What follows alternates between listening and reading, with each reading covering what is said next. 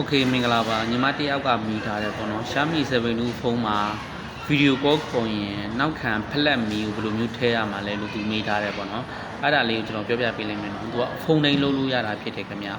ဖုန်းတိုင်းပေါ့နော်ရှာမီလို့ Vivo လို့အဲ့ဒီအကုန်လုံးကျွန်တော်တို့ပေါ့နော် Oppo လို့အကုန်လုံး Samsung လို့စာအကုန်လုံးလုံးလို့ရတယ်ပေါ့နော်အဲ့ဒီပုံစံတွေက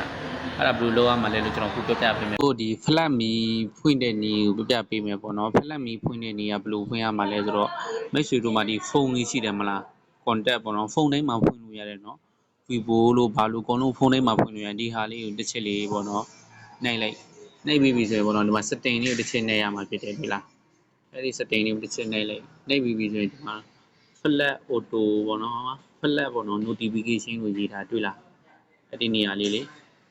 flat notification ဆိုအဲ့ဒါမီးပေါ့နော် notification ဖွင့်လို့ပြောထားတာဖြစ်တယ်သူကဘာလဲဆိုတော့လေဖုန်းပိတ်ထားတယ်ဆိုရင်ပေါ့နော်ဖုန်းမျက်နှာပြင်ပိတ်ထားတယ်ဆိုရင်ဒီ flat notification တွေကြောင့်ကိုပေါ့နော်စာလေးဝင်လာတယ်ဖုန်းတွေဝင်လာတယ်ဆိုရင်သတိပေးမယ်လို့သူကပြောထားတာဖြစ်တယ်ပေါ့နော်ညီမတယောက်မိထားတယ်လိမ့်လို့ကြည့်ပါအဆင်ပြေမယ်လို့ယုံကြည်တယ်နော်